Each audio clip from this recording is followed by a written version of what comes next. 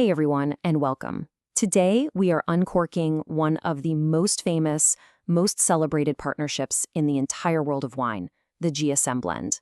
You're going to want to stick around for this one. So imagine this. You're out to dinner, you're looking at the wine list, and you see it. GSM. And you think, what on earth is that? Is it some kind of secret code? Well, you're definitely not alone.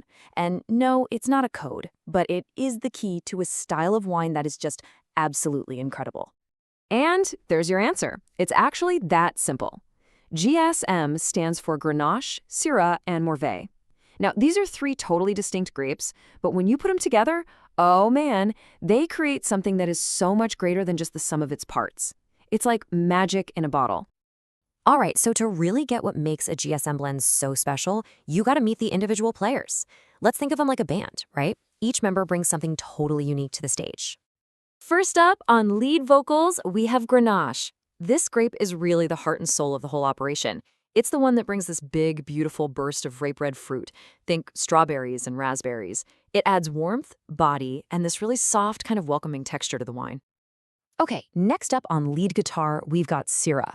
If Grenache is all about that fruity melody, Syrah is the spicy, powerful backbone. This is where you get those deeper, darker fruit notes, that classic kick of black pepper, and the firm structure, that solid rhythm that holds the whole song together. And holding down the low end on bass, we have Mourvèdre. This is the anchor, the deep soul of the group. It brings in these amazing, savory, earthy notes. We're talking leather, maybe a little tobacco, plus some really robust tannins. And that's what gives the wine its long-term potential, the ability to get even better with age. But here's where the real magic happens. It's not about the individuals, it's about how they play together. See, Grenache's bright fruitiness kind of mellows out Syrah's power. And in return, Syrah and Mourvèdre add all this cool complexity and elegance to Grenache's rustic charm. It's this perfect balancing act that creates a wine that's just totally in sync. Now, don't think for a second this is just a French thing. Oh no, this blend has packed its bags and traveled the world. And what's so cool is that it takes on a completely different personality depending on where it puts down roots. The story, of course, starts right here, in France's beautiful Southern Rhône Valley. You've got this hot, dry Mediterranean climate, these rocky soils. It is the perfect, and I mean perfect, home for these three grapes.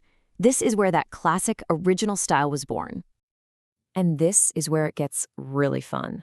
Look at the difference here. In France, that classic Rhône style is way more savory, earthy, almost herbal and mineral-driven. But then, you take that exact same blend of grapes down to, say, Australia, and it's a whole different ballgame. We're talking big, bold, rich fruit. It's more intense, opulent, and sometimes you even get these amazing chocolatey notes. Wild, right? It just goes to show you how incredibly versatile this blend is.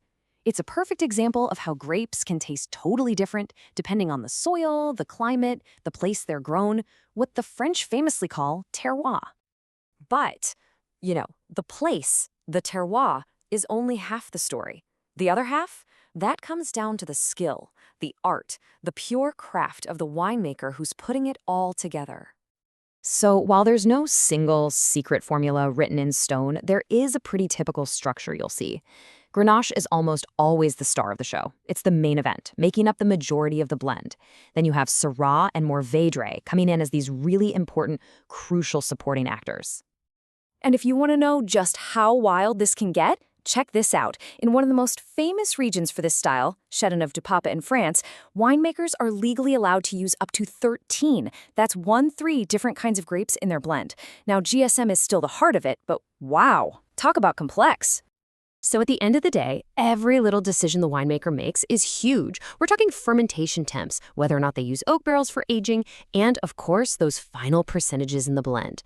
All of it comes together to shape the totally unique personality of the wine that ends up in your glass.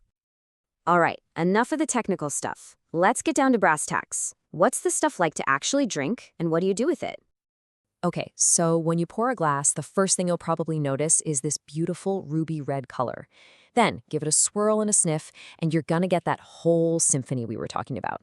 You'll get the red and black fruits, the spice, those cool earthy notes. On your palate, it's usually medium to full-bodied with tannins that are there but feel really smooth, and a finish that just kind of hangs around for a while. It's delicious. And for food, Oh man, GSM is a superstar. It is so versatile. The classic pairing is with big, hearty meat dishes. Think grilled lamb or a good beef stew.